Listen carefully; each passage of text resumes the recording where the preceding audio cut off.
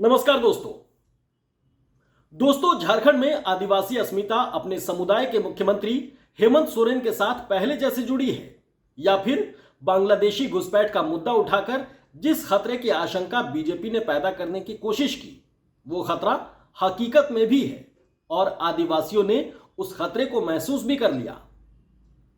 झारखंड को कुदरत ने जिस खनिज भंडार के अनमोल खजाने से नवाजा है उसके लिए कॉरपोरेट का दांव चल गया या फिर लड़ाई सियासत तक ही सीमित रही और जनता ने अपने हक को अपने साथ रखने का फैसला किया है।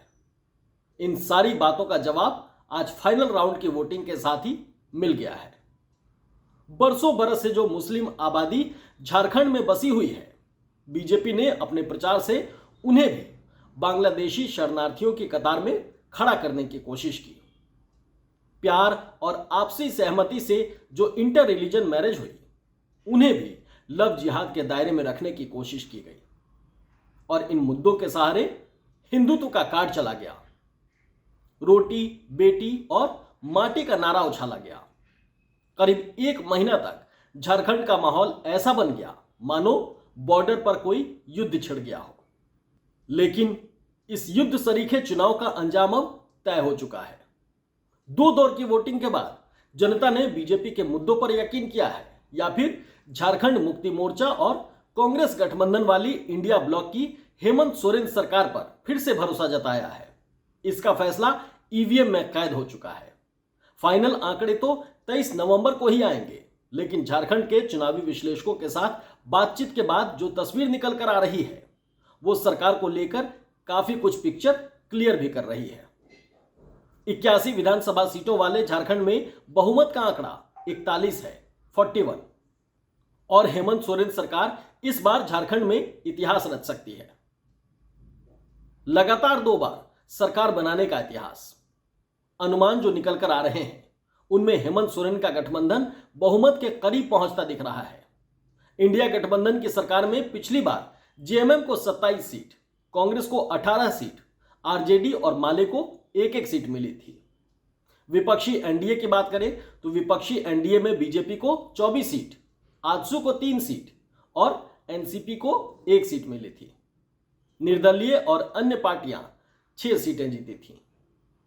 इस बार जेएमएम और बीजेपी दोनों की टैली में थोड़ी बढ़त होने का अनुमान है और अगर जेएमएम और बीजेपी दोनों बढ़ती दिख रही है तो जाहिर है नुकसान कांग्रेस को होता दिख रहा है। झारखंड में 2 राउंड में वोटिंग हो चुकी है। मैं आपको राउंड के हिसाब से अनुमानों की तस्वीर बताता हूं। पहले राउंड में 43 सीटों पर वोटिंग हुई थी। पहले राउंड में जिस तरह महिलाओं और आदिवासियों ने जमकर वोटिंग की उससे बीजेपी काफी जोश में दिख रही है। गदगद है बीजेपी इसे बदलाव के लिए हुई वोटिंग मान रही है। लेकिन महिलाओं के बीच हेमंत सोरेन की पत्नी कल्पना सोरेन का भी अच्छा खासा प्रभाव माना जाता है। ऐसे में पहले दौर की 43 सीटों का जो अनुमान सामने आ रहा है उसके मुताबिक जेएमएम पिछली बार से 1-2 सीट बढ़त जरूर ले सकती है, ऐसा अनुमान बता रहा है।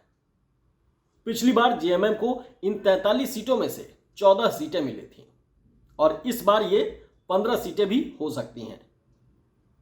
1 सीट चंपई सोरेन वाली हो सकती है। अनुमान में चंपई सोरेन की सीट जो है वो फंसी हुई नजर आ रही है। कोल्हान टाइगर को बीजेपी कोल्हान इलाके में अपनी मजबूती के लिए जेएमएम से तोड़कर अपने पाले में लाई थी। पिछली बार कोल्हान में बीजेपी का करीब करीब सुपड़ा साफ था, लेकिन इस बार चंपई सोरेन के भरोसे बीजेपी कमाल करने का इरादा रखती थी। हालांकि अनुमान ये बता रहे हैं कि बीजेपी को बहुत ज्यादा फायदा होता यहां नहीं दिख रहा है। मुख्यमंत्री हेमंत सोरेन के जेल जाने के साथ जो आदिवासी अस्मिता जुड़ी हुई है उसका असर चंपई सोरेन के पार्टी छोड़ने और उस पार्टी में जाने पर भी दिखा जिस पार्टी पर सोरेन को जेल भिजवाने का आरोप लगता है।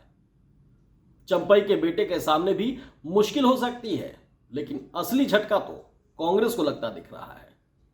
कांग्रेस अपनी 10 में से 4 सीट तक गंवा सकती है। कांग्रेस का यही नुकसान बीजेपी को लीड दे सकता है। बीजेपी को 1 सीट के नुकसान के साथ ही कांग्रेस की वजह से 2 से 3 सीट का फायदा भी हो सकता है। जो उसकी फाइनल टैली को बढ़ा सकता है। यानी पहले राउंड से बीजेपी को 11 से 14 सीटें तक मिलने का अनुमान है। बीजेपी के सहयोगी चिराग पासवान वाली एलजेपी सिर्फ एक सीट पर चुनाव लड़ी है और वो पहले दौर में ही थी। इस सीट पर आरजेडी के जीतने की संभावना ज्यादा है, उसकी दावेदारी यहां पर ज्यादा दिखाई पड़ती है। पहले दौर में आजसू एक सीट पाती दिख रही है। इसी तरह से अगर पहले दौर की कुल सीट को देखें, टोटल सीट, तो जेएमएम को और कांग्रेस एवरेज 21 सीट ला सकती है। बीजेपी एवरेज 12 सीटों पर अटकती दिखाई पड़ रही है। जेएमएम के सहयोगी आरजेडी और माले और बीजेपी की सहयोगी आजसू अपने सीनियर के 1-2 सीट के नुकसान की भरपाई करेगी या इजाफा करेगी। कुल मिलाकर पहले राउंड में अपर हैंड साझा रूप से जेएमएम और कांग्रेस का ही दिख रहा है। अब दूसरे दौर की तस्वीर भी देख लेते हैं। दूसरे और आखिरी दौर में यानी आज बाकी बची 38 सीटों पर वोटिंग हुई, 38 सीट्स पर वोटिंग हुई।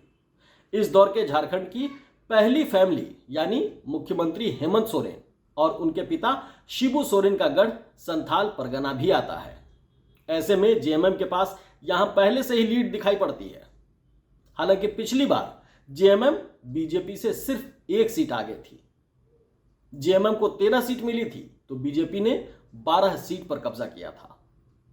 इस बार संथाल इलाके में सीधे मुख्यमंत्री हेमंत सोरेन को घेरने के लिए बीजेपी ने हर दांव आजमाया, हर दांव। हेमंत सोरेन की भाभी सीता सोरेन से लेकर हेमंत सोरेन के प्रस्तावक मंडल मुर्मू तक सबको अपने पाले में करके नैतिक तौर पर जेएमएम को कमजोर दिखाने की बीजेपी ने खूब कोशिश की। लेकिन हेमंत सोरेन ने भी करारा पलटवार करते हुए बीजेपी के दिग्गज और अपने कुछ विरोधियों को अपने साथ ले लिया। नतीजा यह हुआ कि दूसरे दौर की 38 सीटों में इस बार जेएमएम पिछली बार से भी 2 से 3 सीट की लीड लेती दिखाई पड़ रही है। अनुमान के मुताबिक जेएमएम इस बार दूसरे दौर की 38 में से 15 सीट तक जीत सकती है। हालांकि जेएमएम की सहयोगी कांग्रेस को 2 से 3 सीट का नुकसान हो सकता है। कांग्रेस 5 से 6 सीट जीत सकती है। पिछली बार कांग्रेस के पास 8 सीट थी। कांग्रेस का यह नुकसान ही बीजेपी की टैली को मजबूत कर सकता है, बढ़ा सकता है। वरना जेएमएम से सीधे मुकाबले वाली 17 सीटों में बीजेपी काफी पीछे दिखाई पड़ती है। आरजेडी को 1 सीट का फायदा हो सकता है। यानी दूसरे दौर की 38 सीटों में जेएमएम और कांग्रेस मिलकर 19 से 21 सीट हासिल कर सकती है, जबकि बीजेपी इस दौर में भी एवरेज 12 सीट पर खड़ी नजर आती है। यानी अगर दोनों राउंड की वोटिंग के बाद कुल मिलाकर 81 सीट का आंकड़ा देखेंगे तो जेएमएम को करीब 30 सीट मिलती दिख रही है, 30 सीट्स। वहीं बीजेपी को 23 से 27 सीट मिलती दिख रही है। बीजेपी की 27 सीट का आंकड़ा कांग्रेस की परफॉर्मेंस पर ही टिका है। कांग्रेस जितनी मजबूत, बीजेपी उतनी ही नीचे। कांग्रेस जितनी कमजोर, बीजेपी उतनी ऊपर। फिलहाल अनुमान के मुताबिक कांग्रेस का आंकड़ा पिछली बार की 18 सीट से घटकर कम से कम 6 सीटों का नुकसान होता दिख रहा है। कांग्रेस के इस नुकसान वाली आधी सीट बीजेपी को फायदा दे सकती है और उसकी सहयोगी आजसू को भी। आरजेडी और माले अगर एक एक सीट का इजाफा कर लेते हैं, जैसा कि अनुमान लग रहा है, तो जेएमएम की अगुवाई वाली इंडिया गठबंधन सरकार अपनी सत्ता बचा सकती है। उसे बहुमत से 2 से 3 सीट ज्यादा मिल सकती है। बीजेपी अपने गठबंधन के साथ बहुमत से 5 से 6 सीट पीछे रह सकती है। लेकिन 5 से 6 सीटों का खेल असल आंकड़ों में बहुत दिलचस्प हो सकता है। बीजेपी ने अपने जिस हिंदुत्व के एजेंडे को बहुत धारदार तरीके से झारखंड में चलाया, मुस्लिमों पर सीधे और तीखा वार किया गया और उस बहाने मुख्यमंत्री हेमंत सोरेन पर भी बिलो द बेल्ट जाकर वार किया गया। अनुमान में जो आंकड़े सामने आ रहे हैं उसे देखकर ऐसा लगता है कि बीजेपी का वही ओवर एग्रेसिव कैंपेन बीजेपी को नुकसान दे गया। खासतौर से वो विज्ञापन फिल्म जिसमें मुस्लिम कार्यकर्ताओं के बीच मुख्यमंत्री हेमंत सोरेन और उनकी पत्नी कल्पना सोरेन जैसे किरदार दिखाए गए। बीजेपी के इस एक तरफा तेवर ने वोटों का ध्रुवीकरण तो किया ही, लोगों के बीच गैर भरोसे का एक माहौल भी बना दिया। इस तरह के कैंपेन ने हर समुदाय के लिबरल वर्ग को, नौकरी पेशा वर्ग को, महिलाओं और खासतौर पर युवा वर्ग को, जो पढ़ लिख कर आगे बढ़ना चाहता है, नौकरी और रोजगार और खुद का काम धंधा करके शांत और खुशहाल जीवन जीना चाहता है, ऐसे वर्ग के मन में बीजेपी के ओवर एग्रेसिव कैंपेन से कई तरह के सवाल खड़े हो गए।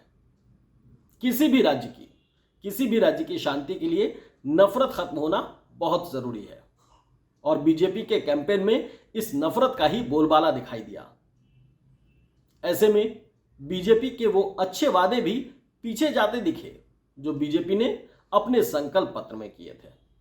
वैसे तो झारखंड के राजनीतिक जानकार कहते हैं, उनके साथ जो मेरी चर्चा हुई उसमें हेमंत सोरेन सरकार वापसी करते दिख रही है, ऐसा उन लोगों का कहना है। लेकिन झारखंड का एक अजब इतिहास भी रहा है दोस्तों। झारखंड बनने के बाद यहां से कोई भी सरकार रिपीट नहीं हुई है। दूसरा, महज 41 सीटों के बहुमत वाली इस छोटी सी विधानसभा में किसी भी पार्टी ने अब तक अकेले किसी भी चुनाव में पूर्ण बहुमत हासिल नहीं किया है। बड़ी बात है ये भी।